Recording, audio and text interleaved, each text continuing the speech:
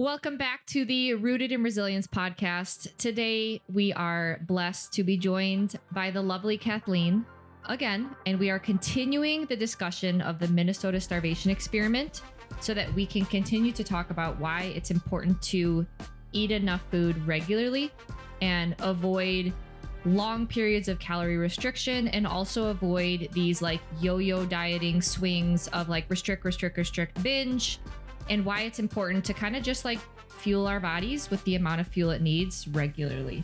So if you guys have not checked out other episodes in this Minnesota starvation experiment series, we would recommend starting there. However, Sarah, I'm going to put you on the spot. Oh, goodness. What has been your biggest takeaway so far from the conversations with Kathleen for the Minnesota starvation experiment? Definitely that. So the males in the study, it was 6 months of the extreme caloric restriction, but the amount of decrease in organs, so like the digestive system, and the reduction in function due to the decrease in size and obviously low energy availability is very eye-opening, because a lot of the symptoms that one would experience after that decrease are the symptoms that most people experience regularly. So it's less of, all these different things you can be diagnosed with, or like just like I'm always constipated, or I have, acid reflux, and more like what is actually contributing to that. And it might be that, you've been starving yourself, or like you said, it's more of the binge and then starve yourself and then binge again. So that's why you're not, losing weight. So that's been the most eye-opening to me, because I didn't recognize or know at all that your organs would actually shrink. I think we said the liver, they documented that the liver shrunk by 50%. And so for someone that is in a severe calorie restricted state, like a liver that shrinks 50% is not going to detox as well. Right. So, yeah. Everyone's concerned about hormones and stuff nowadays. But yet they're not, it's kind of like, again, the zeroth order effect. Like until we kind of address the underlying foundation, how can we then go on and say, okay, well, this is what's left? Because I don't think any of us are arguing that this is the only thing. Of course, we're not arguing that. But it's like, until you address this, how do you know what's still left? And especially when, the low energy availability state impacts everything across the board. And, I also just want to reiterate too, like, yes, they drastically dropped their calories, but they were still eating about 1,500 calories a day, which for some people, that's what they consider to be like a lot of calories. And, that's like what they consider to be their maintenance and stuff. And yes, there is male versus female differences, but not as much, especially again, if we look back at the food tables and stuff from like the USDA and what we used to eat in the past, when, the reference standard used to be 3,000 calories. And now all of a sudden it's 2,000 calories. And it's like, why was that changed? And where was that changed? I actually cannot find why it was changed and when/where it was changed. So if anyone knows where that is, like, please let us know, because that would be interesting. The other thing that you bring up about the kind of undereat, overeat cycle. So a lot of people too, during the daytime, like during one specific day, you may get sufficient calories, but a lot of people will undereat during the daytime and then overeat at nighttime. And so you're putting yourself in a more like micro relative low energy availability state for that day, and thinking that you're dealing with it at nighttime or, whenever your quote unquote feeding window is, but you're not. And so you can definitely feel those acute effects throughout the day. Like maybe your cognitive abilities are not as strong. Maybe your like digestive abilities is not great. Maybe after you have that big meal at night, you're bloated. Like, I mean, there's so many things. And we also need to talk about like, there's realm of normalcy. Like, when you're eating, 2,800 calories a day, especially me as a 5 foot tall, person eating 2,800 calories a day, like my stomach gets big after I eat because I eat a lot of food, right? But then it goes back down again. That's the important thing. Like so some normal changes are expected, but it's are these becoming like more pathological? That's the problem. Yeah. So we have in the series, we've talked about a host of problems, and we are following along with the document. We'll include a link to this paper, Minnesota Starvation Experiment. It's a combination of like a review paper. So it's studying a bunch of research studies before the Minnesota Starvation Experiment, and then also covering what happened to these individuals who were eating 1,500 calories for a 6-month period, and then went through a rehabilitation phase and increased their calories after that. So check out those previous podcast episodes. But today we are going to talk about how starvation and acute starvation, so essentially like fasting versus low calorie eating, how those impact your ability to utilize carbohydrates and fats. A very hot topic. Yeah, I just want to cut into something that I find very interesting is that basically every diet that they talk about in here, they refer to as a form of starvation. And I just find that interesting because I think if, you know, social media influencers, et cetera, were to be like, yeah, this diet, or instead of calling it a diet or a cut, even if they were to say this starvation period, like, I think that would definitely change people's viewpoint on what's going on, right? Because it's okay to diet, yeah, but if someone labels it as starvation, then it's like, oh, that's not meant to do long term. Exactly. Yeah. That's my view on it. That's really funny. Yeah. It's funny. It's funny how they viewed ketosis. And we'll get to that, but I had some specific quotes written down for like how the researchers looked at ketosis. So yeah, and actually, sorry, I just want to comment, like, when you go into a diet or a cut phase or a deficit, you're literally like, I'm going into a starvation phase. Like, I'm starving. So you have to. Like, it's funny to think of it that way. Yeah. But yeah, just what she said. Like, it's just, if you were to say it that way, there probably wouldn't be all these different diets. Right. At least not for as long. You know, again, we're all, you know, you both are in a cut phase right now. Like, we are all a proponent of doing a cut phase when necessary. But, you know, it's approaching it as like, this is a pseudo starvation event that you're putting yourself into, and there's going to be ramifications from that, you know? Yep. And you're like, exactly. What'd you say? Yeah. Conscious choice. Oh, yes. Yeah.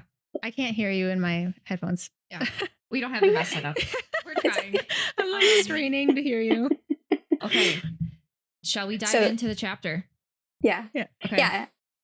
I think, the other thing I wanted to say, back during this time, because again, this is around World War II, they are still very much trying to understand biochemical processes. Like, they don't necessarily know what is going into lipolysis, which is basically the lysis of fat, right? They don't necessarily know, like, how is the body, so we have our fat stores on us, like, how is the body going to those fat stores, and what is it doing with the things in the fat stores? Like, this is where all the research is really just getting started. I mean, there was research prior to this about, you know, some of the biochemical processes, et cetera, but like, they didn't really have it more nailed down. And so they're still working on that. And I also want to say too, like, a lot of people, even to this day, believe that we completely understand what's going on. And I just want to say that, like, yes, there is, you know, kind of the accepted view of what's going on, you know, with the citric acid cycle, electron transport chain, beta oxidation, alpha oxidation, glycolysis, like all of these things. But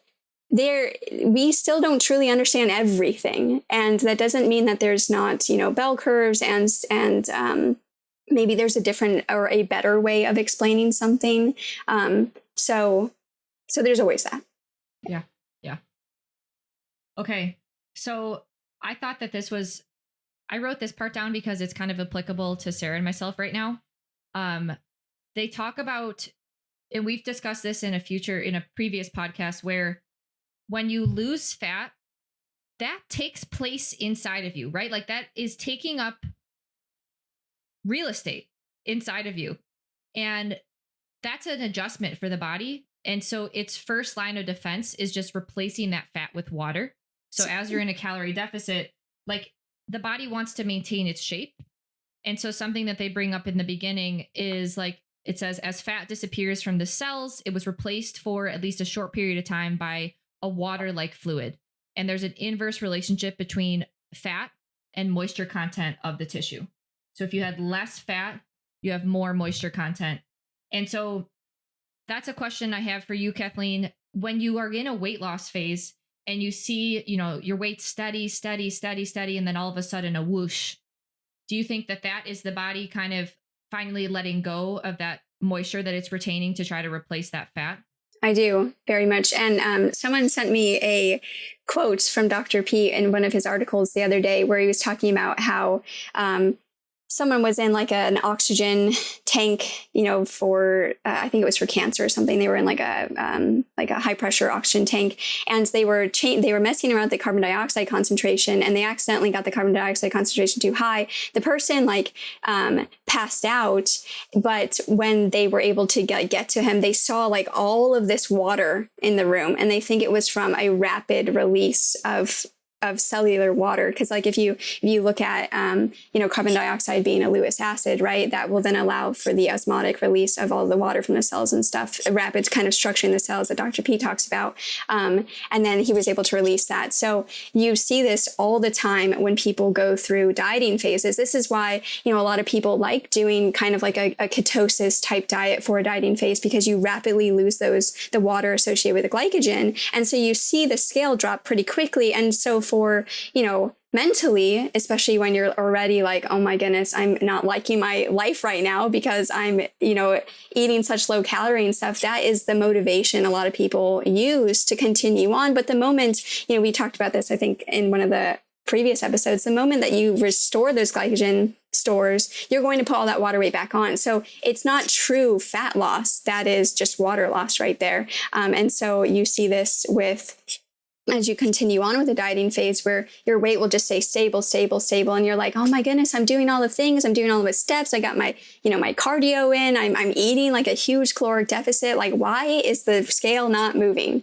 And then you just continue on. And then all of a sudden you have this whoosh effect, and you finally see that water come off. Now, though, that you've already lost that fat mass, and some of it's going to be, of course, lean mass too. We try to hold on to that as best as possible, but you've already lost that fat mass as that water comes off, because now that's the water that had replaced the fat mass that had already come off. And it makes sense why the body does this, right? Like if you think about it, our torso is like a cylinder, and it's dealing with pressure basically from the external world.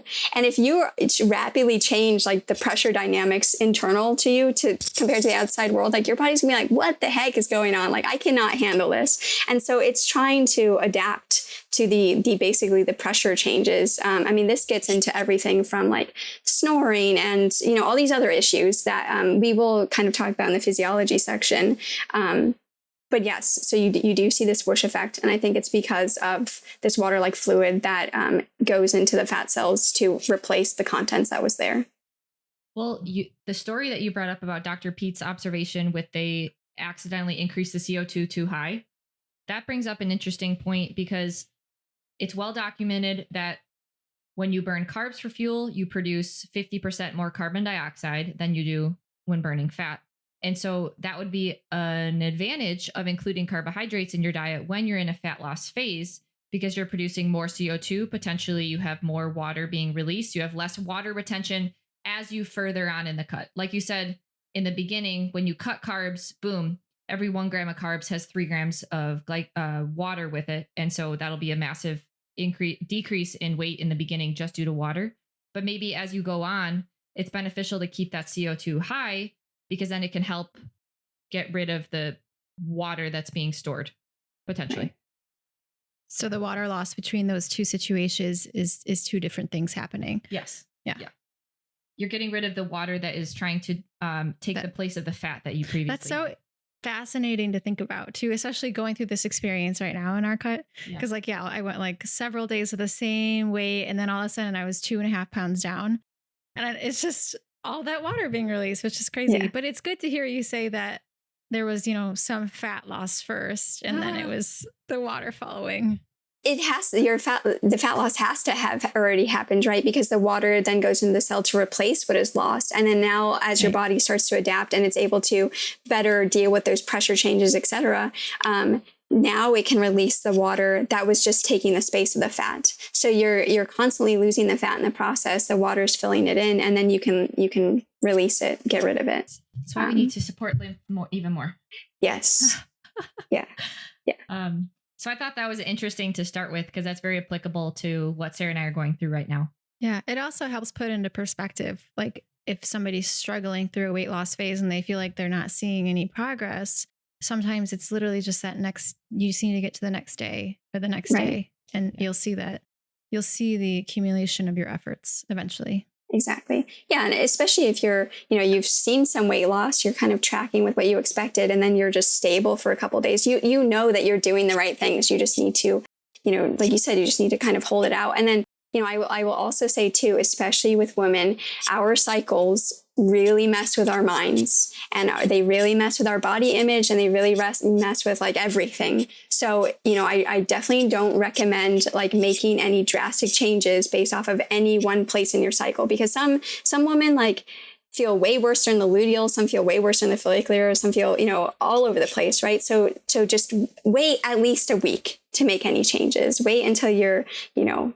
potentially in a better headspace, like all of these things, before making any changes. I always go back to that graph that you shared on Instagram that one time, and it's just it was a really good representation. It showed like a downward trend, right? And then it zoomed in at a little piece of that downward trend. And if you zoom in, then there's peaks and troughs throughout that entire thing. And so like, it is not a single line. There are ups and downs. It is the nature of being a human and living. Exactly. Yeah. So then the next kind of quote that I pulled was like the psychological factors. So they saw during World War II that there was a higher mortality seen with the more obese subjects. And you would think that this shouldn't be possible because they should have more fat reserves and stuff.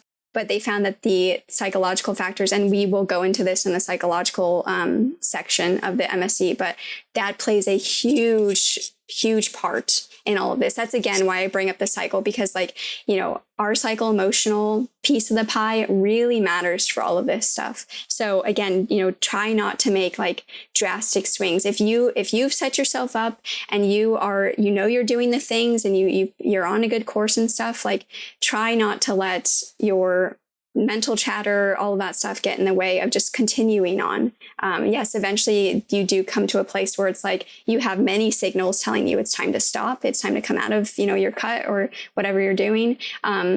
But that kind of needs to be repeatable. And again, like, obviously there's so much nuance here. Like obviously if it's an acute effect and it's like something that you need to go to the emergency room for, please do that. Like go get help. That's not what I'm saying at all. I'm more saying like these kind of more things that if you like watch yourself, even when you're not in a cut or throughout time, that you notice like during this time of month, this is how I look at myself. This is how I feel. These are my cravings. Like, these are my symptoms. That's very normal. And so don't make a drastic change off of like your normal fluctuations. Yeah. Brown fat.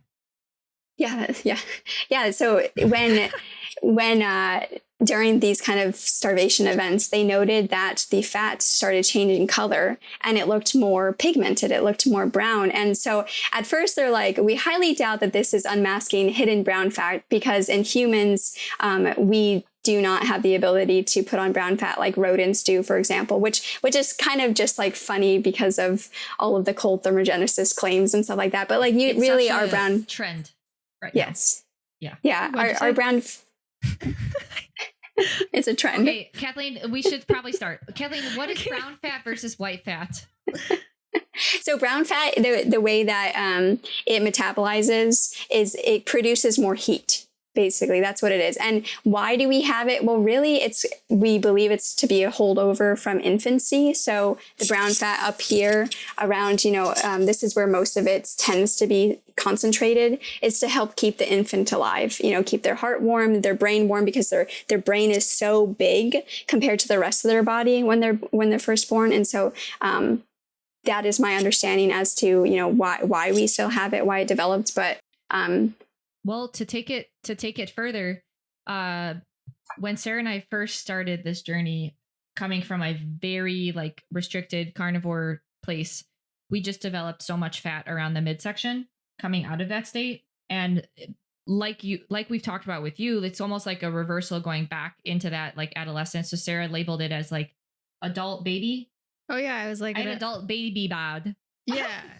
But people with eating disorder and eating disorder recovery experience this. They get all of the fat around their organs basically as like a protective mechanism, and then they start filling out elsewhere and start to look like it doesn't even have to be an excessive amount of body fat. It just looks that way because the rest of your limbs haven't put on the same percentage. But there's like a reason for that fat, because the body isn't able to maintain heat or temperature in those vital places. Like your stomach operates well when it's hotter, And so putting that fat there keeps it warmer.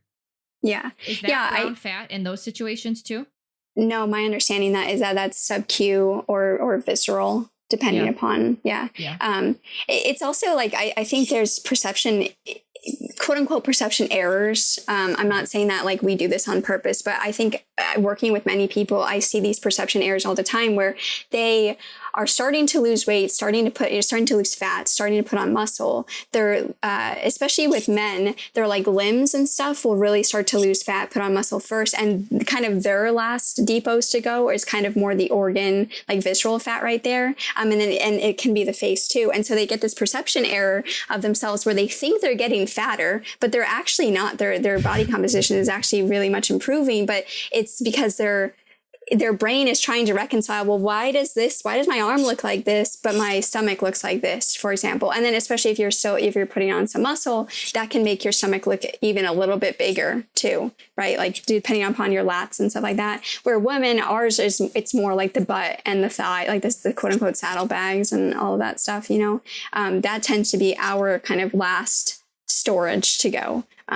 Mostly it seems because of things like breastfeeding. But so that's again why it can be really helpful to use other measurements like calipers and impedance scale. There's always error in all of these things, right? But it's giving you some more kind of objective data of I am seeing changes and improvements and stuff. But a big trend right now is like cold baths, ice baths, increase brown fat something. I think this comes from like mice rat data, and we're not, yes, mechanisms are very much conserved across the species and stuff, but we're not mice and rats. And we'll talk about how like even metabolically, like the way that we deal with ketosis, et cetera, is different than them. So because he said here, I question, or the research questions whether brown fat exists in humans, and that instead abnormal color of the fat tissue reflects a change in the diet from more like carotenoid pigments.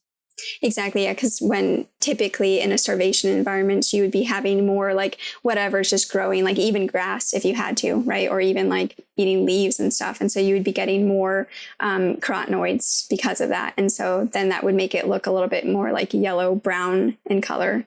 So grass-fed cow's fat is it's very yellow. But goats have a large liver, and so they're able to convert all of that into retinol.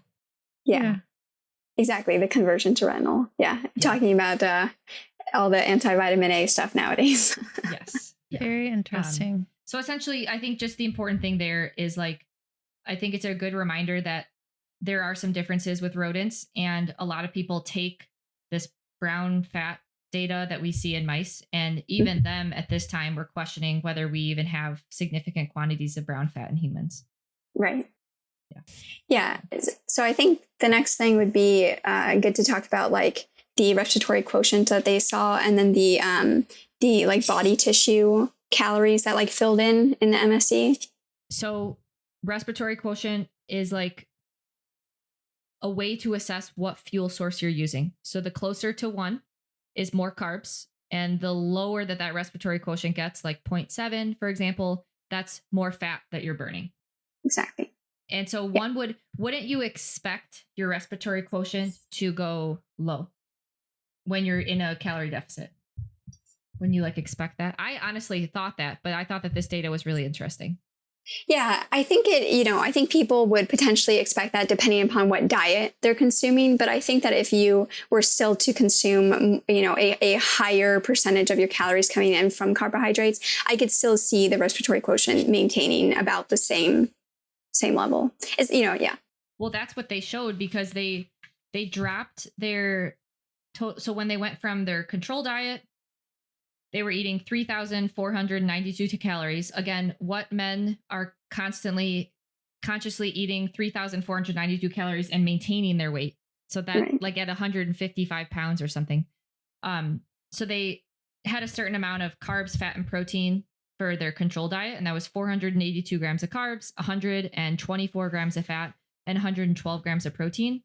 And so that led to like close to a 1 respiratory quotient. And then when they went in their calorie deficit, of course, something's got to go. they got to get rid of something. And so they drastically reduced their total fat intake. They went to 34 grams. Is that right? Of fat? Yeah, I think that sounds about right. 34 grams of fat, 54 grams of protein, and 295 grams of carbs. Yeah. But they were burning fat through like losing the body fat on them. And so then the total energy utilization ended up being pretty similar to their control diet. And so the respiratory quotient ended up being like similar. Yeah. So the diet during the control was 3,492 calories. The diet during the semi-starvation period, so like you listed, the 34, 54, 295, and then they basically calculated that 40 grams of fat from fat stores and then 37 grams of protein from protein stores helped to provide an additional source of calories to the body for a total of 2,210 calories total for the day. So like your body needs energy. And so either you're going to supply it through your food or it's going to pull it from your body, whether that's body fat or muscle or other tissue. And I just want to say, like, 37 grams of protein. I mean, that it's 3 grams off of the fat that the body pulled. That's a lot. Oh. Okay. Yes. That was per day. Per day. That's a lot. Wait, sorry, what? So it estimates what they burned for energy because their calorie intake was lower than what their body needed. And so the body has to pull from its own reserves in order to supply energy. Mm-hmm. So they estimated based on like measurement data that the body utilized 40 grams of fat and 37 grams of protein for energy, meaning they're pulling 37 grams from either muscle, your gut, your liver. Why did they do? Is that because they were eating lower protein, or what was the reason for that happening? Calorie deficit. Yeah, so that's a good question, right? Like, you know, if they had eaten higher protein, if they had done resistance training, for example, like what would these numbers show? Basically, yeah. You know, based off of the nitrogen balance discussion that we had, I don't necessarily think that them eating higher protein would have all that much changed this number. Now, the question becomes about the resistance training. Like if they were giving their body a signal of like, hey, you at least need to hold on to muscle mass. Now, that might not be true though, because like you tell the body you need to hold on the muscle mass. Well, maybe it just goes to your internal organs more. That's a good question. And I don't know the answer to that one. And I think that's actually an important question to be asked, to be honest, because like we always say, you know, lift, like try to maintain your numbers, try to still lift, you know, 1 RAR, like as close to failure as possible, like during a cut in order to maintain the muscle tissue that you put on. But is that at the expense of the organs? And again, that's a conscious decision that someone would make, but like that's a really good question. And I don't know any research about that. So I need to do some research to see if I can find anything about that. And if it hasn't been done, I think that would be a very good project for someone to do, you know, for our future biochemists out there. Okay, so it shows they burned 40 grams of the fat and then 37 grams of the protein. But their fat intake was so low too, and they still burned more percent of it. So, I mean, like there was still protein left over. It wasn't like they burned through everything. And carbs are protein sparing. I just wonder, like, yeah, because I mean, I know there's different research showing how much protein you should be eating to, like, there's the standard food guidelines recommendation, which is pretty low. It's like 0.6 per kilogram. Pound. Yeah, I think that's like the lowest. I think that's like what the WHO recommends. Yeah. But then there's like varying research showing like to maintain your muscle mass, it could be anywhere from like 0.8 to 1.2, I think was like the scale. And then obviously there's the people who recommend like eating way above that, but then I don't believe that there's any benefits of that. But I don't know. I really do wonder like if it is just a function of being in the extreme caloric deficit they were in, or if it has anything to do with the amount that they were eating. Well, I would like, and maybe if they lowered their carbohydrate, we would have seen the amount of the protein go up that they lost. Right. Yeah. Right. Yeah. I think there's more data. I know. Yeah. I know. I wish they would have done this in 2 sets. I wish they would have sacrificed more men's health for our knowledge, and done 2 groups, one at a low carb, higher fat, and one at a higher carb, lower fat. And I'm sure that there are studies out there recently. Well, same with protein too. Yeah. Yeah, and protein. So 3 sets would be needed. More men. Yeah. Well, I so they were obviously trying to recreate like famine conditions. And so in a famine, butter is not available. Coconut oil is definitely not available, for most of the world. Like, so you basically have, a little bit of maybe some animal, but you're mostly kind of getting your protein from your like starch base. Yeah. And then obviously your carbohydrates. So I understand why they did it. Like, it makes sense given their question, like why they did it this way. But I think it would be, obviously this would never be approved nowadays. Yeah. It would be interesting. But like you said, it is important to point out that they didn't do strength training. And we would all say that strength training during your cut is very, very important. Right. Yeah. To hold on to the muscle that you built, right? Because like, why would you even put the muscle in the first place if you're just going to take it off when you cut? But then again, my big question is, are you holding on to that muscle at the expense of your internal organs? Yeah. And I think that's a really important question that I think the bodybuilding community needs to ask, to be honest, Yeah. Because there's a lot of people that have digestive issues or they can't tolerate certain I was going to say, like, we could just look at people's data. Like, are you still going to the bathroom daily? How's all these different symptoms? It's not going to tell us as much. Yeah. Yeah. Yeah. Fascinating. Yeah. Yes, it is. Yeah. I thought that part was probably one of the coolest things to see, how much protein was actually utilized. Can you guys talk about how carbs spare protein though? So it makes, like, we mentioned briefly, like we said, if they lowered the carbs, we probably would have seen more protein burn. So what does that mean? So I'll take a first pass. So like, there are certain functions in the body that absolutely require carbohydrates. Like, you literally can't use any other fuel source. So if you don't consume carbohydrates, some of that protein that you're consuming has to go through gluconeogenesis to then be converted into carbohydrates. Whereas if you consume the carbohydrates and give the body it needs for its bare minimum carbohydrate functions, then that protein can actually go towards recycling of certain protein tissues or muscle. Enzymes. Yeah. Yeah. Okay. Yeah. Yep.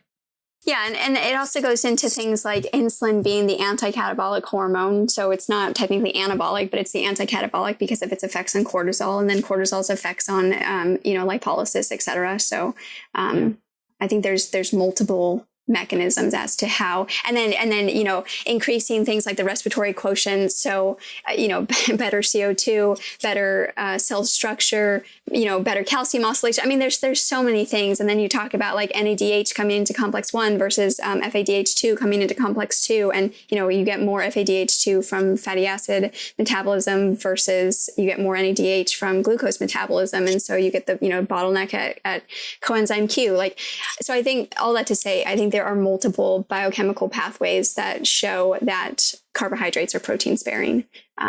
But yes, they do find that there is I think when we get to the glucose chapter, they talk a little bit about gluconeogenesis and, dietary protein being used to make glucose. Yeah. But I think a summary of this part is, I don't know, of course, keeping your protein at a certain amount is beneficial for a number of reasons, but there's no benefit of going way overboard, way unnecessary. We talked about that in the last episode in terms of nitrogen balance. So definitely check that out. But I think the biggest takeaway here is, again, showing you should not be in a severe calorie deficit for a long period of time. It's okay to go into fat loss phases. It is okay. Right. We're in one right now, but we're not going to be in one for 1 to 2 years, because we are going to lose protein, whether that's from our muscle, from our guts, from our liver, from our heart. And that's going to come at the cost of function across a number of organ systems. Also, you just start to look skinny fat. Yeah, exactly. Yeah, and I think a lot of people are like, well, but I'm not in a calorie deficit. I just do this like yo-yo thing where I'm like kind of halfway in it. And then I decide for whatever factor. I mean, there's so many factors that go into this. I don't mean to dismiss that at all, but they decide that, okay, I am out of it because I'm really hungry, or birthday came up, or like whatever. And then you literally put all that weight back on, but it's coming back on as fat tissue and maybe some water, a little bit of protein, a little bit of muscle, a little bit of organ, but you're changing the ratios of your body, and then you're setting yourself up for failure going forward. It's a downward spiral because every yo-yo diet, you lose protein and gain fat, lose protein, gain fat, lose protein, gain fat. So like be intentional. Yeah. Yeah. And I just, again, want to highlight their control diet was 112 grams of protein for men, eating 3,492 calories a day. Like most guys or even women nowadays, some of the influencers would be like, that's too low. Like we need 150 grams or, whatever, but they considered this to be completely adequate, if not more than adequate for the control diet. So, I don't think that if you enjoy eating protein and you feel good eating protein, I'm going to tell you to continue doing that because that's great. But if you're starting to notice like objective negatives to certain things that you're doing, consider that maybe you need to lower the protein a little bit and increase the carbs a little bit. And again, I'm all about equilibrium states. I don't recommend just jumping to numbers. I would slowly lower and slowly raise, so you allow your body the opportunity to adapt, basically. Yeah. And we'll explain why at the end of this too. They show that data. The next comment that I found interesting, because people always talk about this, but the dry, scaly, cracked skin, so often seen among the inhabitants of starvation areas, has frequently been attributed to a dietary deficiency of fats. But according to Drummond, no definite evidence in support of this assertion was ever obtained. This condition did not respond specifically to fats, but became less common as the food supply and other conditions improved. So again, you improve the low energy availability state, you improve things like the kind of more cosmetic stuff. Why would a body give you beautiful, luscious, plump lips if it doesn't even have the right gut size? Like the gut shrunk. Why would it waste energy giving you beautiful, luscious lips? Well, anything that's like that society sees as very attractive, like, full lips, I don't know, like womanly features. If you're in a starvation state, you're right. Like your body's not going to be like outwardly expressing these feminine appearance. So because you're not ready to reproduce. Sorry. Yeah. We can talk about breastfeeding, for example. I'm like well into my breastfeeding journey, and I can definitely feel the effects of not cycling and all of that stuff. But we can talk about that on another podcast. Yeah, definitely. Yeah. And then, talking about essential versus non-essential fatty acids and stuff like that. So I found this to be interesting too. The role of fat in the diet, aside from its caloric contribution, has received considerable attention since Burr and Burr. Obviously, Dr. Pete talked about the Burrs, right? They showed certain... So hold on. So the audience knows, like the Burr and Burr experiments were like the studies that showed the quote essentiality of omega-6 and omega-3 fatty acids. So that's what she's talking about. Go ahead. Yeah. They showed that certain unsaturated fatty acids are essential for the normal development of the rat, although the evidence that human beings require these compounds is not conclusive. So it's very interesting to me that their experiments were done on rats and they showed the essentiality of them for rats. But then how did we go from that and being not conclusive to these are now essential? Harvard, these are the only healthy fats and they're required to be in your diet. Yeah. Oils. Yeah. The history of some of these things, I have, going through the MSc, I'm like, where did we get these things? It's like Ray talks about this a lot because he was born in a time where this was the science, right? Like the 1920s, 1930s. And he talks about how good science it was, good of science, how strong the research was. And then he saw a huge shift as the pharmaceutical industries came up. Just the type of research, the way it was conducted, what they were studying. He talks about how drastic it was, and he lived through that transition. Right. Yeah. And then the next thing. So again, talking about the lymph, fat taken from the adipose tissue was transported to the blood by way of the lymph vessels. They tied off. So basically they would tie off the thoracic ducts and see if they still see fat in circulation, and they don't. So this is where things like the extracellular matrix, the interstitium, lymph flow in general, like all of these things matter because that is how you are able to transport fat to where it needs to go. Because think about it, like you're literally burning fat from your body and that's got to go somewhere. So curious, what are your thoughts on like lymphedema when it comes to this type of thing? Fat being kind of stuck? Yeah, I think there's a lot that we don't know. And they're doing things like, doing lymph work helps with lymphedema, like compression garments, all that stuff help. There's obviously, especially in lipedema side, there's obviously something going on with, the fat receptors, like what Brad would talk about, for example. But yeah, I just don't think we know enough, to be honest. And it's kind of frustrating to me that these societies are going the route of suggesting ketosis for people in this situation, because I technically have stage 1 lipedema in my legs, and I have for sure stopped any progression, if not potentially reversed a little bit of it. Definitely not in ketosis. Now, anecdote, right? I understand that completely, but I wish that there was more consideration about, so it's basically what the fats are doing in the lymph, along with kind of more the receptor side of things. So yeah. Again, just showing how much we don't know yet. Right. Yeah. Right. Yeah. And it's interesting too, because like lymphedema, how they come at like big junctures in hormones, for example. Like, you usually see it happen either around puberty, around pregnancy or menopause. And you don't typically see it in men. And so, why is that? Like, what's going on there? There's so many questions that we still have left to answer. So yeah. I was just going to say, I definitely think a lymph practice is important. And so I do recommend the Stop Chasing Pain Big Six, like that takes like 5 minutes to do every single day. If 5 minutes. Yeah, exactly. Yeah. Yeah. Our first podcast with Kathleen, remember, she looked at us and said, the next day we get a text with a lymph video. Water retention in their faces. She said, you guys need to work on your lymph. Water balloon heads. The timing was so ironic, Kathleen. I promise it wasn't about that, but it's okay. It was true. I thought an interesting part, which I think is really important for people to understand. They said, starvation, even when continued until the death of the animal, is not accompanied by the complete loss of body fat. The fat remaining in the starved organism was an integral part of the cell. And so basically commenting like every part of our body, well, most parts of our body are in like dynamic equilibrium. And so our bodies are constantly like synthesizing and burning fat at various levels.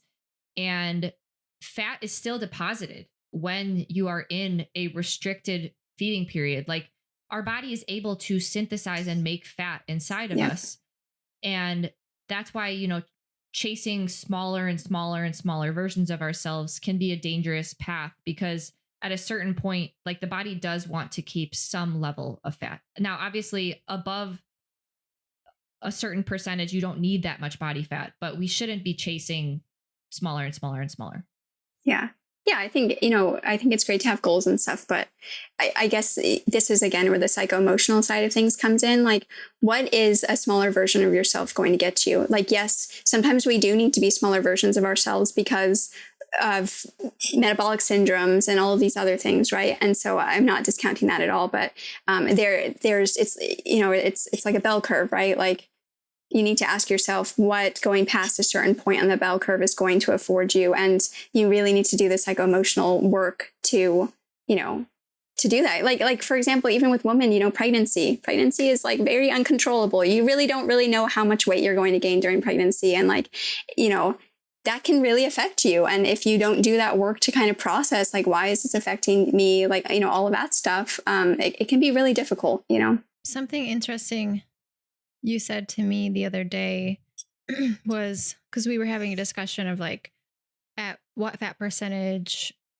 does my body keep cycling and, maintains normal hormones? And you said to look at when your mom was pregnant with you and like your grandma, and recognizing that possibly, these ideal bodies that you see isn't necessarily, I'm not saying you're like destined to be just your genetics, but there is some component to that, to what you would be at a healthy body weight with a healthy body fat percentage. Like what that looks like for you, it might be slightly different than somebody else that you see.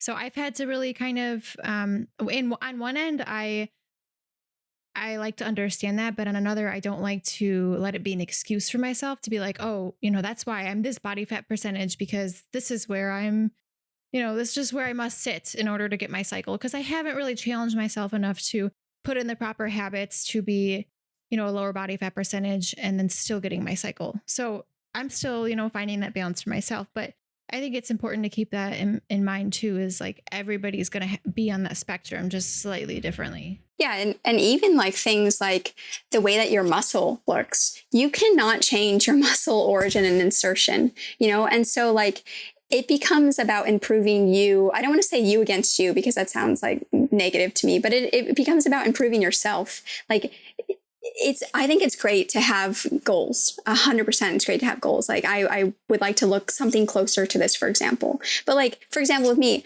I am 60 inches on a good day. I am 5 feet tall on a good day. I will never look a certain way because of that sheer fact, you know? And again, talking about muscle origin insertion, that matters about how your muscle, how it like bulls up and peaks itself and stuff. And so you get like that defined muscle versus someone else, you know? So this is where like even things like the argument about a lean and toned look versus kind of more of like a bodybuilder look come in. Because like based off of your limb lengths, origin, insertion, you know, so many different, like your fiber types, like so many different things, that's going to dictate what your muscle looks like on you. And then that's going to dictate your physique and stuff. So I think it's just being very like realistic with yourself and being like, okay, I really like how this person looks, but I'm going to improve myself to my max capability, you know? Yeah. So like, as an example, definitely. I have very long arms and very long legs. Okay. So that means that SpongeBob muscle, strong SpongeBob vibes. That means that my muscle. Very apple. Apple? Very apple shape. I'm an apple. Hello. Where's the taller apple? Kathleen is a, what would she be? Kathleen would be a mini carrot. If you have long limbs, that means that a muscle between, for example, like, let's think of the quad, the muscle between the knee and your hip, it has to traverse a longer distance. And so even if you have a lot of muscle, it's not going to look a certain way. So it's just a bigger challenge for me. Like I just got to build more quad muscle for it to show more. But understanding these things helps you realize like, please, there is no point in trying to be like, I want to look like her, because everyone's body, like how your pelvis is shaped or like the length and width of it, that will impact what your glutes look like. Yeah. It really, like Kathleen said, it's really about like putting muscle on you. Right. And comparing now versus 6 months from now, how that changes your physique. It's not about like, I'm going to build my glutes so I can look like her. You're not going to. Right. Yeah. Yeah. And so continuing on with the MSC for the next like multiple pages, they talk about like lipids and cholesterol in the blood. Basically to sum this up, they said that the level of lipids in the blood shows considerable individual differences, even under normal conditions. Any comparison between different groups is extremely hazardous. That semi-starvation produces little, if any, change in the blood lipid levels, except for a decrease in cholesterol. This is in contrast to the suggested slight increase in cholesterol during acute starvation. So you will see differences, like say you do a 5-day fast, for example, versus kind of this like prolonged cutting period. You will see differences in how your serum lipids and cholesterol change. But again, what they're saying here is very individualistic. Like you cannot compare yourself really to another person. And I think that's what we're finding with like all of these cholesterol debates now, you know, like some people naturally have higher cholesterol. Some people naturally have lower cholesterol. You know, it's like all over the place. And then, you know, we can get into discussions about like familial like hypercholesterolemia and stuff like that. But what I'm saying is that they even saw this then. So none of this is new, you know? Yeah. Yeah.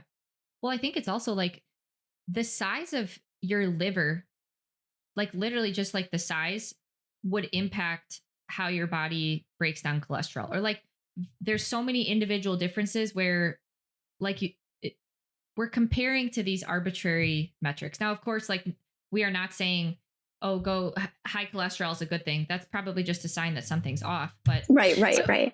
So they didn't see a marked decrease in cholesterol? No, they did. They did see a decrease in cholesterol, which is interesting because with hypothyroidism, you typically see, like, I'm not saying, so these people didn't really experience hypothyroidism. They were just low energy availability. Because wouldn't you see an increase in cholesterol? Well, it depends. So for some people, they did see an increase in cholesterol. For others, they didn't see. So they're looking at average, like they're reporting averages. So we'd have to go back into the supplementary material in the very end of the book and see, for each individual person what they saw. Oh, that's very fascinating. Okay. All right. Ketosis. I loved reading this part because guys, it is such different messaging than what we hear today. Like, ketosis was viewed as this very weird thing. Like, it said, this is a highly unusual form of semi-starvation, as is shown by the nitrogen losses. The nitrogen loss throughout the experiment when they were in ketosis accounted for only a small part of the body weight loss. It is very likely that the dehydration resulting from the acidosis was responsible for most of the weight reduction. Furthermore, the symptoms of physical and mental lassitude experienced by these subjects as soon as the carb restriction was imposed are wholly unlike any seen early in semi-starvation. So, like, they commented that ketosis is odd for them. It was a strange thing. They said that there was symptoms of physical and mental lassitude.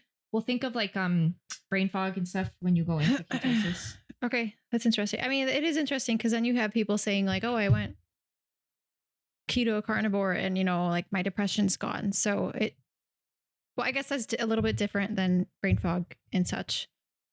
So I think here that they're talking about more the acute response to going into ketosis versus more the long-term response of being in ketosis. And it would also be ketosis with a caloric deficit. Yeah. So instead of right, exactly. Okay. Yeah, we have to always keep like exactly all the different experimental details in line. But yeah, I think they're talking about more of the acute like changeover to the ketonic state versus once you're there, continuing on. What I found really interesting is what they were noting about the sex differences between women. It seems like women way more than men are wasting ketones. And there's like big questions about that, right? Like, so I used to deal with ketotic hypoglycemia, and Pantethine fixed that I stopped wasting ketones the moment I started taking Pantethine. And, there's some mechanistic, theory as to why that's happening, that like you're wasting the ketones because you're rapidly trying to get to the coenzyme A. I gave myself Pantethine, which is like really close to produce. It's like really, 2 steps away or something like that from producing coenzyme A. So maybe I was building my coenzyme A stores, and that's what stopped me from wasting the ketones. But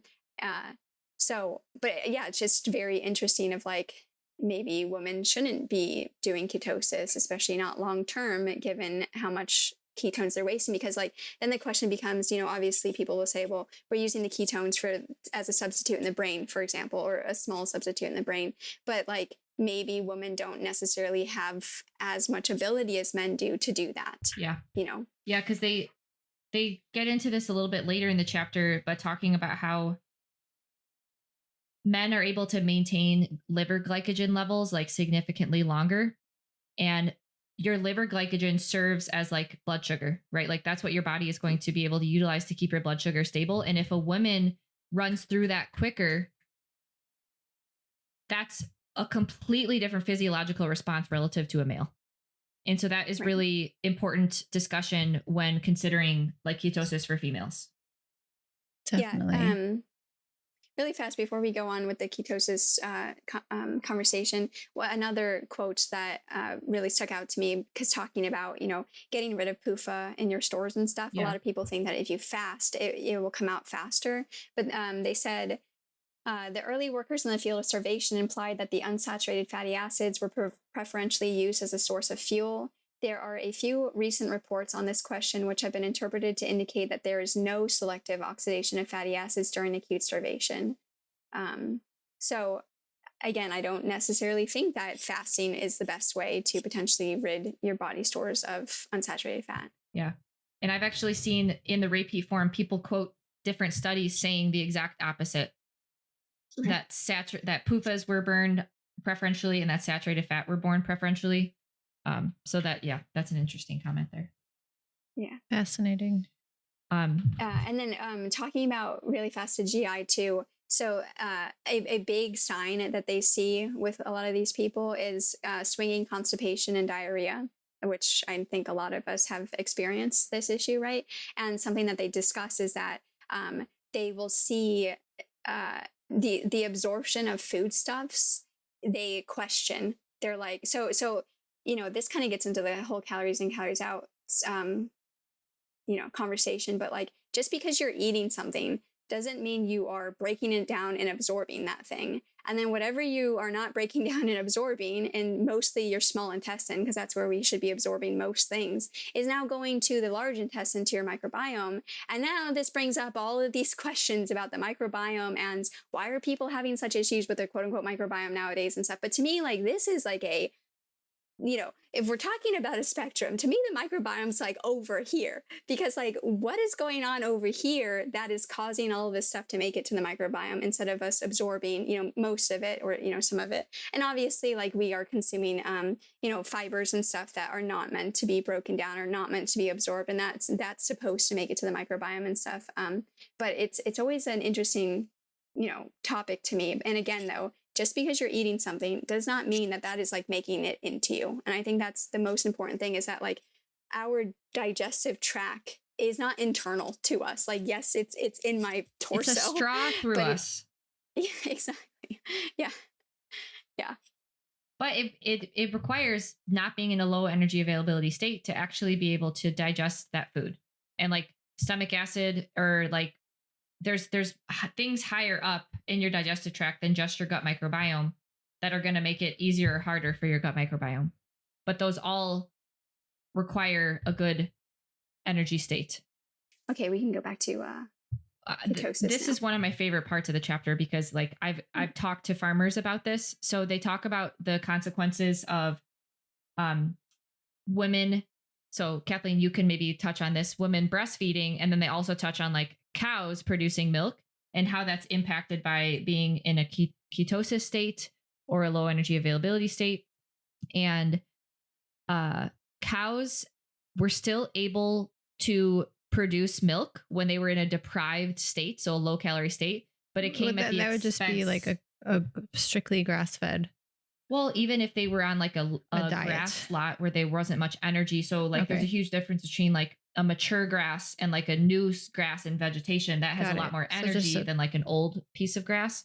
So when cows were deprived of adequate feed levels, they were still able to produce milk to some degree, but at the expense of body tissue. So something else had to go. And then when their feed dropped even more, their milk volume was 1/6 of the control level. And so again, just showing like the body is not going to prioritize producing milk if the body is having a hard time supporting itself. And then also one of our own experiences too, we realized that goat milk, when the goats were not given the grain, they were just fed the grass, and goats do better with grain for milking. The goat milk itself tasted very goaty and earthy. What? Earthy. Or like, sorry, earthy, like tasted bad. Yeah, it was just like an earthy flavor of milk. And I'm wondering. No, that's what we concluded. And then we talked to our cow dairy partner, and he said that he avoids ketosis for all of his cows by making sure that they have adequate molasses or some sort of energy. And that allows them to stay out of ketosis, because when they dip into ketosis, their milk tastes horrible. Yeah, but it makes you wonder about things like colic and reflux and stuff like that in babies, in human babies. Right? Yeah.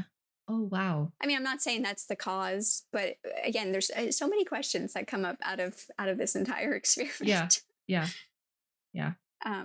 Yeah, and then they mentioned that some of the human data was a little bit difficult, because so in human breast milk you have the foremilk and then the hind milk, and the foremilk tends to be a little bit more watery, a little bit more like carbohydrate rich, and then the hind milk is more the like fatty rich. So like you have to make sure that you actually have like a letdown in order to like really get that hind milk. So that can kind of skew data if you don't have that. What is a letdown? A letdown is basically like the first time, well, it depends on the person, but the first time it happened to me, it was like, it felt like a bunch of electrical gates opening up in my chest. And then all of a sudden you just get this like surge of milk coming. And I also think like, unless you've been a mom, like, and you've breastfed, like most people don't necessarily realize that like the milk doesn't come out of one hole. There's like 6, 8 holes around the nipple that like the milk comes out. And like the pressure behind a letdown can be so pressurized that you're literally like spraying milk out of you. And yeah. So, but typically we say nowadays that for a letdown to happen, you need oxytocin to be released. That's what the mechanism is believed to happen. So like, smelling your baby, like cuddling and all that stuff beforehand, that usually is what leads to a letdown. But yeah, you feel it. And nowadays, like, well, this is my second child breastfeeding. I don't feel like the electrical activity anymore. You just kind of feel like the pressure of like, okay, it's time to eat, Have you noticed? So again, we all talk about like low energy availability state and why we want to try to avoid it for various reasons, but sometimes life happens. With your own breastfeeding experience, have you noticed a difference in milk production or being able to produce enough breast milk with maybe seasons in life? Yeah, well, so my first experience was not the normal. Harrison was born he was in the NICU for 53 days. So the first like vast majority of his life in the NICU, he was tube fed, and he received, so like day one, as soon as I like woke up from being put under, because I had to have a DNC afterwards, I immediately started pumping. And for whatever reason, my body immediately kicked in. Even though I delivered at 29 and 3, my body immediately kicked in, and I was pumping so much milk. I like had gotten my supply up. Like they were like, we don't know what to do with all this milk. And so I just, started storing it. People are selling it these days. I know, that like bodybuilders and stuff. I know. I tried to give it. California has so many restrictions when it comes to breast milk and stuff. So like, the NICU tried to work with the milk bank in order to give it to moms that, there was a mom in the NICU. Her child had to be born early because she was going through cancer treatment, and so she obviously couldn't give her child breast milk and stuff. And so we worked things out.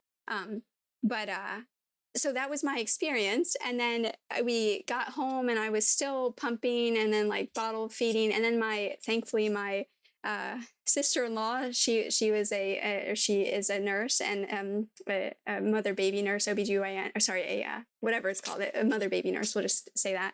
And she's like, Kathleen, this is ridiculous. You're like exhausting yourself about this, like just breastfeed him. But the problem was that I was producing so much milk and so much pressure from pumping, because I was literally like a cow hooked up to a 2-flange machine, pumping every 3 hours, right, to keep my supply up, and then also to supplies him with breast milk. And so she like got us to start breastfeeding, and then I went for like 4 years of him breastfeeding, and then my milk dried up the moment I got pregnant with Henry, and then I was pregnant with Henry, I delivered him, and then immediately started breastfeeding him. So so I can't really say like, did the low energy availability state like change things, or were there fluctuations? Kathleen's just a milking machine.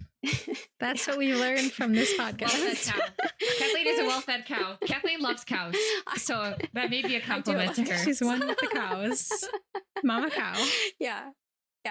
Sorry, and I apologize to people that did not really want to hear that. But at the same time, I think it's important because like people don't really talk about these things. Yeah. No, I've never heard that. Yeah. I didn't recognize there were like, it's like a bunch of micro holes.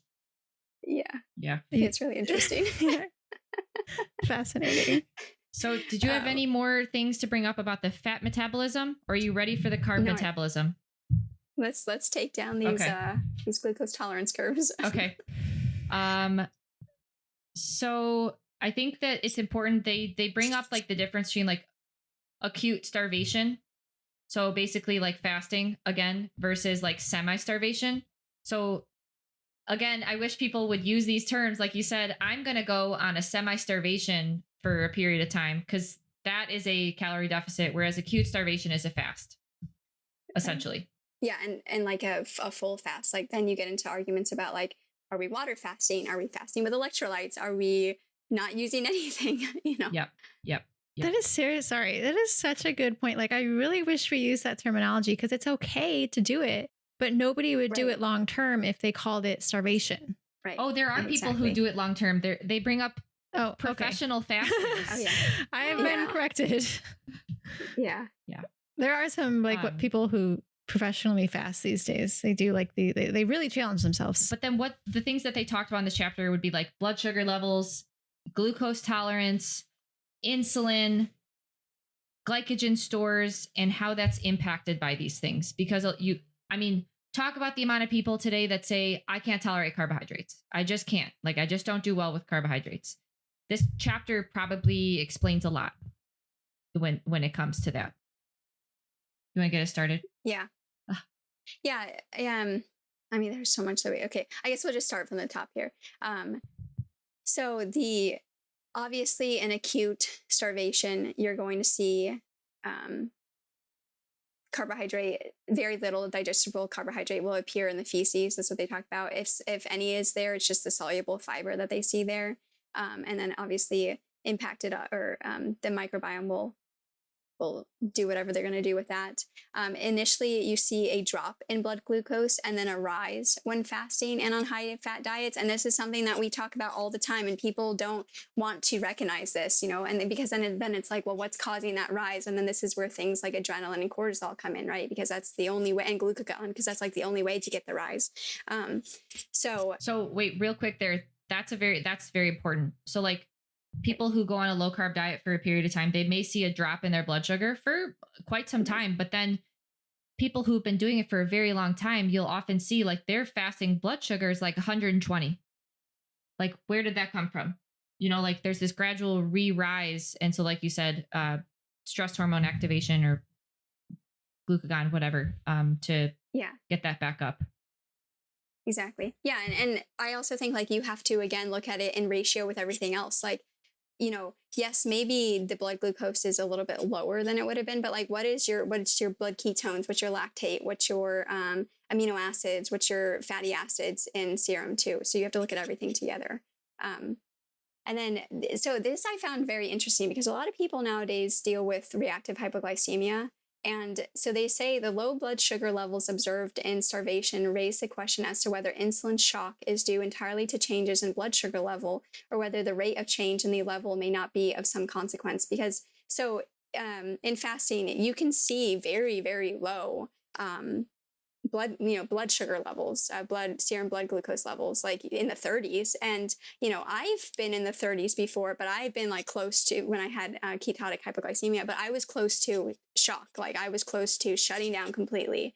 And so you hear all these anecdotal reports of people being like, yeah, I feel hypoglycemic. And then they test their blood glucose and it's like 70 or something, which like is low, but it's like not low, and it more seems to be what the issue is the swing and blood glucose. That seems to be the problem. And then they also talk about here too, there's a really great quote.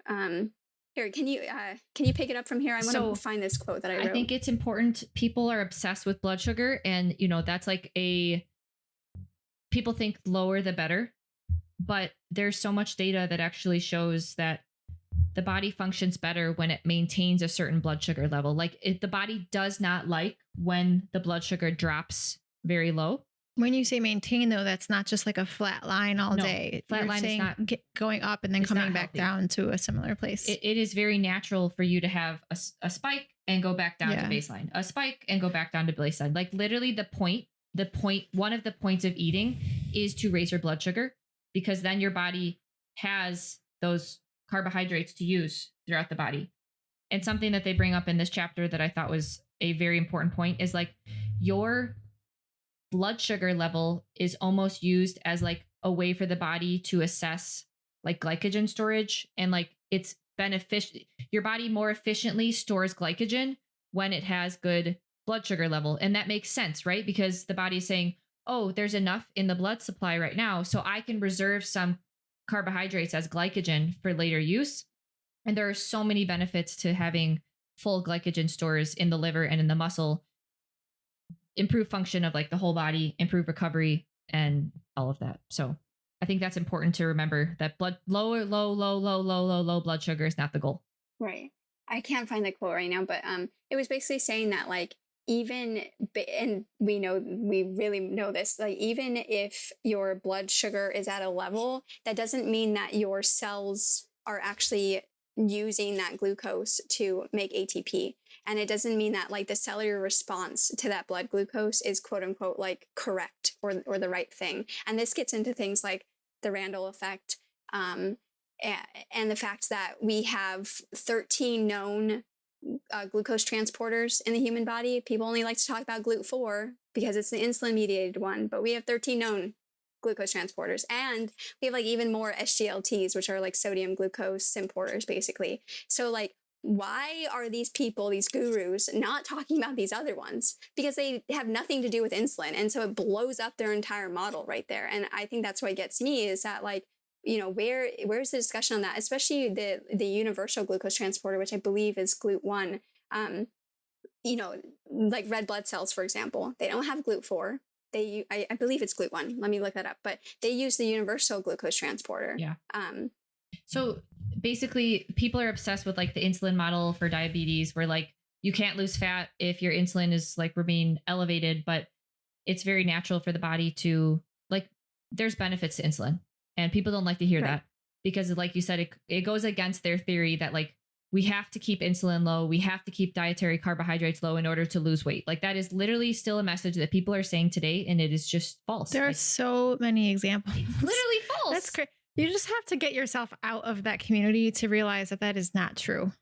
And instead, by doing these like fasts or like high fat diets, you are literally like, you're hurting your ability to use glucose. And it is so well documented in this chapter. So if anyone still thinks that low carb diets improve your carbohydrate metabolism, go read this chapter and it will change your mind. Like they say here, Sweeney from 1927 found that when medical students fasted for 2 days, the subsequent glucose tolerance was similar to that following a 2-day high fat diet. So like a fast and a 2-day and high fat diets produced poor glucose tolerance. Right. And they call it like starvation diabetes, because they see glucose show up in the urine, which is a hallmark of diabetes. Yeah. I mean, all of these glucose curves, like how people are like doing their CGMs and stuff and like posting their glucose tolerance tests and stuff nowadays, all of these glucose curves literally look like a diabetic glucose curve. The glucose spikes up, it stays elevated for a long time. And so that's the problem, is it's the area and it's the area under the curve, right? That is the issue. We should see, when you consume food, you should see glucose, especially carbohydrates, you should see glucose spike up, and then it should come down in a reasonable amount of time. It should not drastically over or underswing, because that would be like reactive hypoglycemia right there, especially depending upon that slope, how quickly that's happening. And then it should kind of come back to your baseline. And then eventually, like you do this. That's normal. That is not pathological. That is normal. Insulin is needed. Like insulin is needed for that peak to go back down. And they bring up that when you are not consuming carbohydrates, when you're fasting or when you're in a high fat diet, literally you don't have as much insulin. So they bring up that starve for 7 days leads to half the amount of insulin in the pancreas than full fed controls. And the same thing with high fat diets. Like you literally just don't have as much insulin. I think Kathleen's computer is angry again. No, it's not. It's not my computer.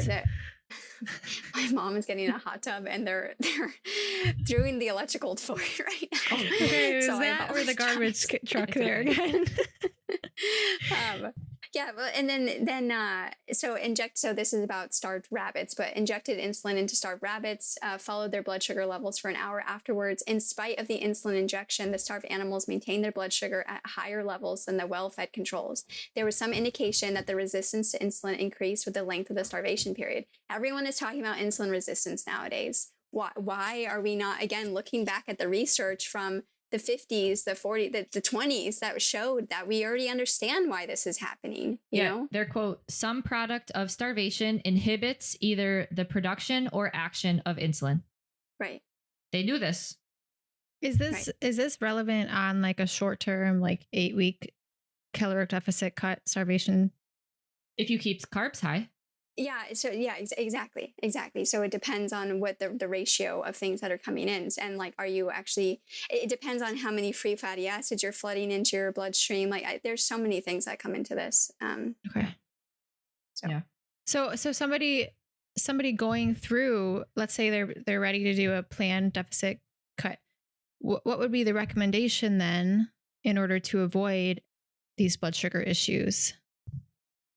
Well, I think, again, keeping carbohydrates as high as possible would be my big recommendation. The biggest problem is people are consuming high carb, high fat, or consuming high fat and then having a little bit of carbs and freaking out because they can't tolerate it. But there's a reason. Like, your carbohydrate machinery has been impacted Right. by the state that you were in. That is physiological insulin resistance. Yeah, and you can look at like the Randall mechanisms, for example, of like causing, GLUT4 not to translocate. You can like look up at the citrate buildup, for example, that then causes like feedback inhibition on like I think it's like fructose 6-phosphate dehydrate. It's like some of the enzymes in like the glycolysis pathway itself. So I know we're talking about carbs and fats in this section, but what about protein's role in all this? Because like the protein to carb ratio is a really big topic. At least in like the pro-metabolic space, as far as like, keeping blood sugar steady. What's your opinion on that? Well, I found this quote to be interesting, and I wanted to bring it up to talk about it. It says, dietary protein has been reported to inhibit the deposition of glycogen in the liver, as shown by the inverse relationship between these two factors. Not only does the level of protein in the in the ration determine the glycogen content, but the kind of protein has also been reported to be important. Rice protein resulted in a greater amount of glycogen in the liver. So I think that's, in itself interesting right there, that they found that rice protein, so again, the protein coming from the rice coming with the carbohydrate, allowed for more glycogen storage in the liver versus other other dietary proteins restricting the glycogen storage. And like, this could also be a factor of like maybe the fructose to glucose ratio, for example, because like fructose obviously does nothing to bring up your blood glucose like directly, but fructose can be rapidly formed into glycogen in the liver, and then that can be released. And then now you're increasing your blood glucose that way. So yeah, again, like there's so many questions that come up out of these things. Yeah. Can you explain that? Then? I think Kathleen and I have talked about this, and it's not necessarily brought up in this chapter, but like if someone is having problems with like spikes and drops in their blood sugar, like maybe assessing the types of carbs that you're consuming, because as Kathleen brings up, like a very important factor to consider is your glucose to fructose ratio. So like how much white rice, potatoes, sourdough bread are you consuming relative to like just fruits and fruit juices and honey? Because if someone is seeing these big drops, then maybe they would need more glucose sources and less of the fructose sources. So kind of try experimenting with a little bit more starches. But I think something that's interesting that Kathleen just brought up, this paper literally says high protein diets inhibit deposition of glycogen in the liver, and that's not advantageous. But what about this that you wrote down? That's a different thing. Oh, okay. Yeah. Yeah. And also I posted on my stories the other day, the index of insulin for different foods. And again, back to these influencers, proteins, amino acids, they have insulinogenic amino acids. That means that when you consume these amino acids, insulin is going to be released in response to them. And if you are someone who is very sensitive to changes in your blood glucose for whatever reason, if you do not consume enough carbohydrates, or your body does not have the ability to mobilize glycogen, say you don't have a lot in glycogen storage, etc., when you consume those proteins, they cause insulin to increase. That can then cause reactive hypoglycemia because you don't have enough glucose to deal with the insulin that is being released. If anyone is by a computer, just search like insulin response to protein, I believe. What is the title of that? Or just the insulin index of foods. Yep. Okay. I would look that up. Yeah. And it will just surprise you, because then it debunks the model that a lot of people hold on to, which is the insulin model for obesity. And that is still told today. And so people are afraid of blood sugar spikes. They're afraid of insulin because they think that they're never going to lose fat if that happens. Right. And so, and then also, talking about insulin, reactive hypoglycemia, et cetera. So they talk about they don't really see like starvation hypoglycemia, that they don't necessarily see that, but something that like the Dr. Gaudiani, she has her eating disorder practice, and she has a book, Sick Enough, I believe is what it's called. It's a really good read. She talks a lot about how when disordered eating disorder patients are coming out of this like low energy availability state, one of her like biggest concerns is death because of things like hypoglycemia as you're starting to refeed. Okay, Kathleen had a brief power outage, so we were cut off. Kathleen, where were we at? I don't know where I got it cut off, but basically what I was saying is that a lot of people deal with reactive hypoglycemia nowadays. And this is like a big concern in the low energy availability state, especially during refeeding. Yeah. So if you are experiencing that, make sure that you are very safe. Like, even if it means carrying glucose tablets with you, like, because reactive hypoglycemia, hypoglycemia in general can be incredibly, incredibly dangerous. Even if people tell you it's okay to have a blood glucose of 30. Yes, maybe when you're functioning really well in ketosis, that might be true. But like if you're coming out of this state and your blood glucose is dropping to 30, that's not okay. Not okay at all. So like if you get any sign of hypoglycemia, remedy it immediately. Okay. And then the other thing too is that, I would always, if possible, if you are having these symptoms, I would get a glucose monitor. And after you start to remedy it, like check what your blood glucose actually is, bring this to your doctor, because, this can be caused from things like pituitary tumors and like adrenal gland tumors and stuff like that. So it's like important to know these things.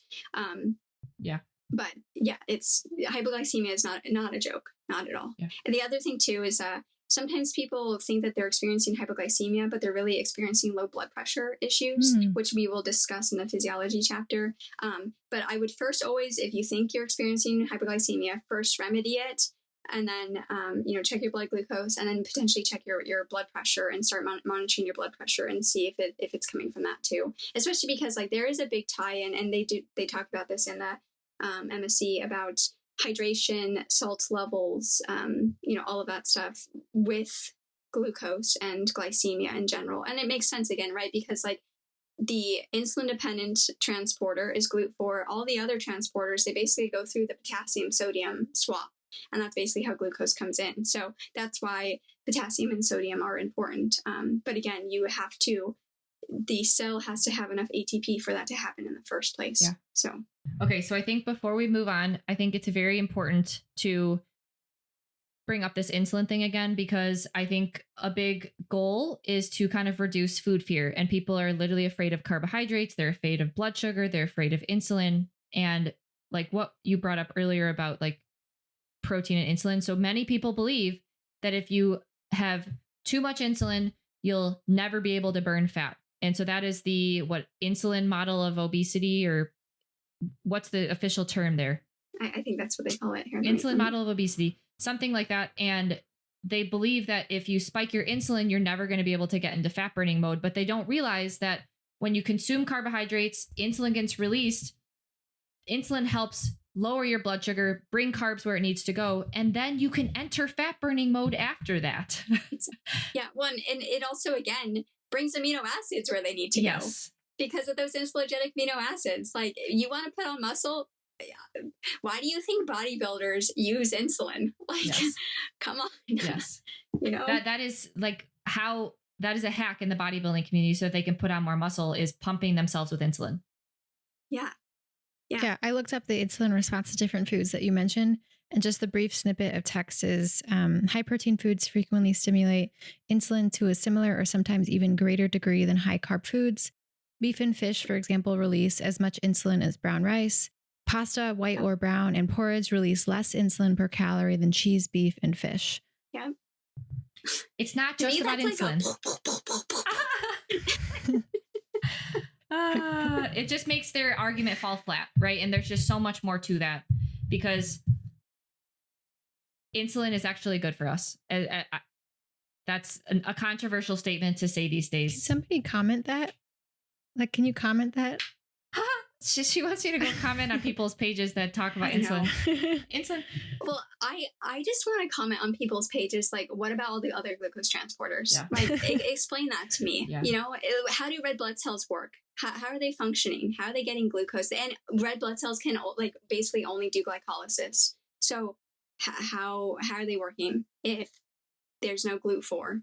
You know, and yeah, It's a lot more complicated than what they make it seem to be, which is insulin equals no fat burning.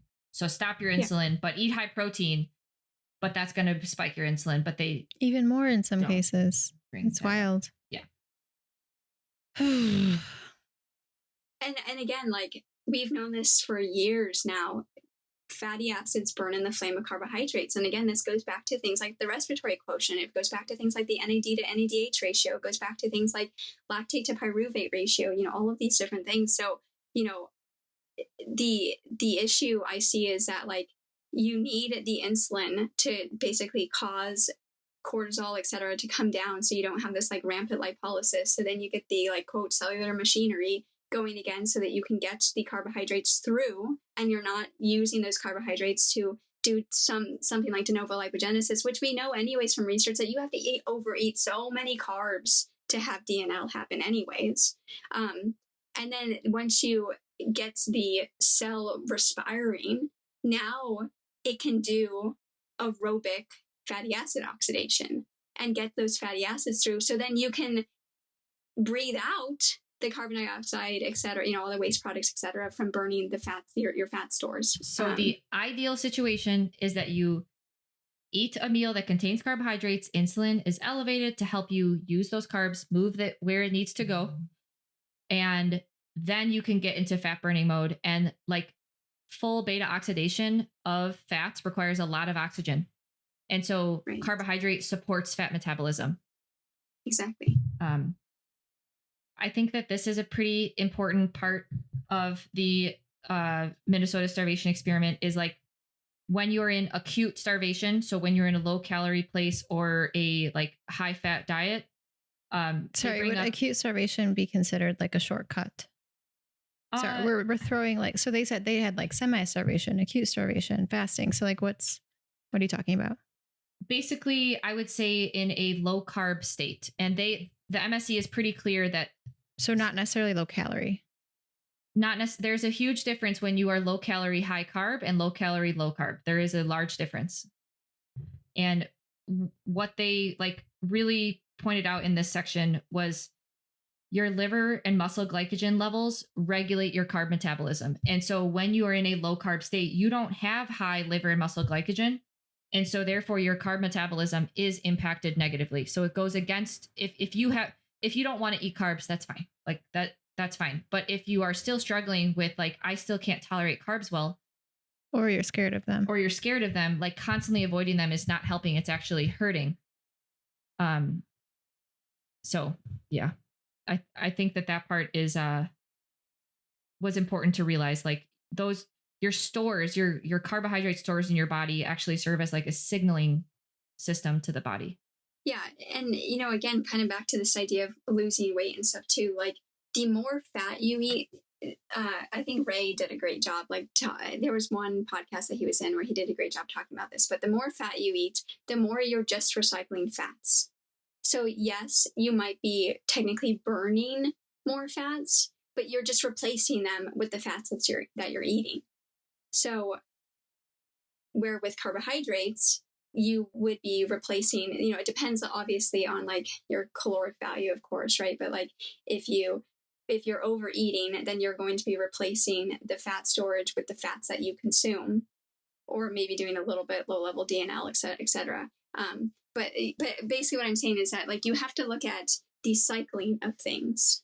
So people always say, oh, you know, ketotic, low carbohydrate diets, they burn this many more fats, basically trying to prop that up as like a positive, as like, look, see, you're going to lose weight because you're burning this many more fats. And it's like, yes, that is true, but you're also refilling all of those stores anyway. So overall, the net is equal or a positive, a positive or negative, depending upon your overall state. There's a difference between burning fat and losing fat. Those are two different things. Yeah, the ratios matter. Yeah. That's what I'm getting at. The ratios always matter. Yep. But again, I just like want to say, like, I don't understand where this whole insulin is what causes you to get fat thing comes from, because then why are all of these people on like very high protein diets starting to look like they're getting rabbit starvation? Especially based off of what Sarah just said about the insulin response to multiple, to these foods, etc. And then you also have to understand too, like people will talk about like the, there's the insulin response, and then people will talk about like the blood glucose effects of certain foods. When they studied those blood glucose effects, they were looking at them in isolation. They weren't looking at them in the understanding of an entire meal and then like your digestive processes, etc.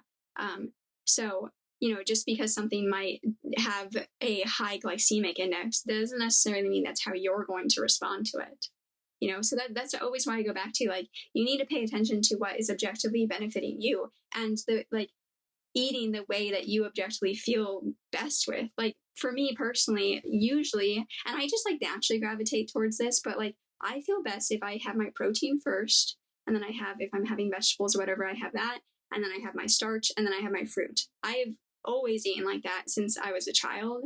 And then, but then I've done like pricking my finger, like glucose curves and stuff like that, because like I said, I used to have ketogenic hypoglycemia, and my glucose curve looks perfect when I do that. If I stray from that, mine doesn't look perfect. However, there are other people, they need to eat their starch first, and then their vegetable, and then their protein, et cetera, et cetera, et cetera. So again, it goes back to like your individual variance. It's all a bell curve. You need to figure out what works best for you. And again, it's not, the insulin is not the problem there. Yeah. Yep. Kathleen, you cut out for a second, but I believe I know that you said that you eat your protein first, followed by your carbohydrate, and that's what works best for you. Yeah, protein, then vegetables if I have any, starch, and then fruit. Got it. Okay. Yeah. Mm-hmm. Yeah. Don't stress about it. Like, don't make that a rule. Yeah. Don't make that might not work for you.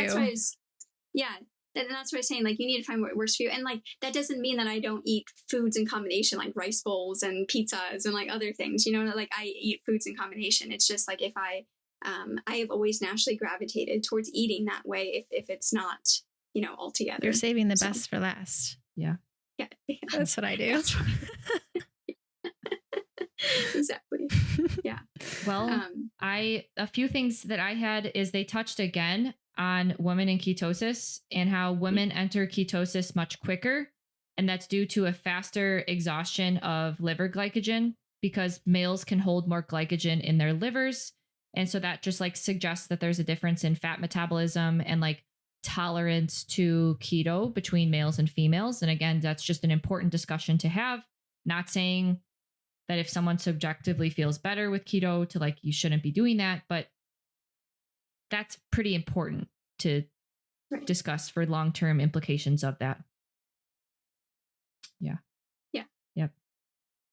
Well, yeah, I think that was basically it. What is there any final points you have about the carb metabolism chapter? No, I think that's great. I just think that, people should go in here and look at like some of the graphs that they have, the plots that they have, and basically just look and see what they reported on, over, what is this, like 70 years ago now, and what people are talking about now. And they look exactly the same, and just read their view, their interpretation of it, and how they remedied it, and then compare that to what other people are talking about now, and then try, I'm all for experimentation, like try both. And if you've done this one for a while and you're getting nowhere, you're spinning your wheels, you're ending up worse and stuff, consider doing more of, the approach they discuss in the MSE. Yep. Sarah, I'm going to put you on the spot again. What has been your major takeaway of today's conversation? Honestly, seeing the amount of protein body tissue that was burned was it just opened up a can of worms that we didn't know what to kind of derive, like what to say next. So I wish we could know more about that. That was the first thing. And then also just, we've discovered this over time too, but just how avoiding carbs is just a band-aid to a problem. It's not actually improving your ability to tolerate the carbohydrate. And we see this a lot with the people who come to our course too. Like just the other day, a woman emailed and she's like, yeah, I just bought your course, but I'm not going to start until next week. I need to go through a few fasting days to prepare myself for your diet. First off, it's not a diet. And second, I was like, please don't do that. Please don't do that. You will not be preparing yourself. You will not be in a good place to come and start, eating all these different carbs and foods and stuff. Plus, you need to go really slow in introducing that anyway. So I think that people see fasting as like a cleanse and preparing the body and like a blank slate. But really what my biggest takeaway from this chapter in particular and what you guys were saying is that that's not the case. There's major changes going on in the body, and you might actually be making things slightly worse when, even if your intention is to, improve your glucose tolerance or to start fresh on a new diet. Yeah, especially when you go back to the idea of cleansing and stuff. Again, like phase 1, phase 2 of the liver requires a lot of micronutrients and a lot of ATP. And if you're fasting, where are you deriving that from? Obviously, sometimes foods can impact things like how we're digesting and stuff. And so sometimes we need to adjust it because of that. But with always the understanding that eventually as we're healing, we should be able to digest more things and have more robustness. And if that's not happening, then again, I would question, are you actually healing, or are you just kind of band-aiding a situation and, never allowing that like scab to have fresh air, and eventually it becomes like infected and stuff because of that. It's kind of like a very similar thing. Like you don't actually address the root of the problem. Well, yes, you might not deal with it for a while, but eventually you're going to have to deal with it. Yeah. But I do understand also some people need those Band-Aids because they just need something, and they need to not be, confused, and it's comfortable, and that's okay too. Because I've been there too. So sometimes the Band-Aid is the right thing right in that moment. Exactly. And that's why, I'm again such a big fan of like low and slow, very small changes. If you're coming from, you're eating like 100 grams of fat a day, or like literally whatever it is, like don't crash to eating 50 grams of fat a day and like 400 grams of carbohydrates a day. You're going to feel horrible. Like, don't do that, please. And, you would probably put on weight doing that too. So let's slow things down. Like people think it's like way too slow, but I think like 2, maybe 5 grams of fat a week, and 5 to about, 10 grams of carbs a week, depending upon the, if you're a man, a woman, etc. I think that's a more realistic way to start going about some things. We should definitely have a conversation on how somebody transitions a diet, like a specific conversation of like actionable steps in a future podcast. I don't even like the word diet. Sorry, starvation. Because I think there's a lot of varying opinions on that too. Like some people say you need to rip the Band-Aid off. You need to go from, whether that's to get rid of cravings of a certain way of eating, or, to just like shock the body and, get it to burn carbs instead. So I've read many different people's opinions on how to go from point A to point B. So a dedicated episode where we talk about that would probably be really helpful for people, and maybe just like an overall summary too of all the actionable items that this study has brought to the surface. Yeah. Well, I hope people leave this conversation with less food fear. We're not saying dietary fats are bad. We are certainly not saying dietary carbs are bad. I think we're all big carb people here, but dropping food fear is just going to let you live a better life. So if you still do have some food fear, afraid of blood sugar spikes, like definitely check out this chapter, and it could change your mind on those things for sure. So next up, we are going to be talking about the physiology. Is that right? Yes. So like how long periods of caloric restriction is going to negatively impact your gut. And so, I mean, like how many people today are having gut problems? They can't digest any foods. And it's not you, it's potentially the state that you're in. And right. Yeah. Yep. Yeah. So next it's the gut, respiration, circulation and cardiac function, fainting, and the cardiovascular response to posture, which is a big issue with dysautonomia, et cetera, nowadays. The electrocardiogram, renal function, so kidneys, special senses, neuromuscular function, and work motor performance. This gets into things like retained reflexes that people deal with now, capacity for work, and then of course sexual function. Yeah. Great. Okay. Okay. All right. Well, thanks, Kathleen. We appreciate it. Thank And you. until next time, guys, stay rooted in resilience.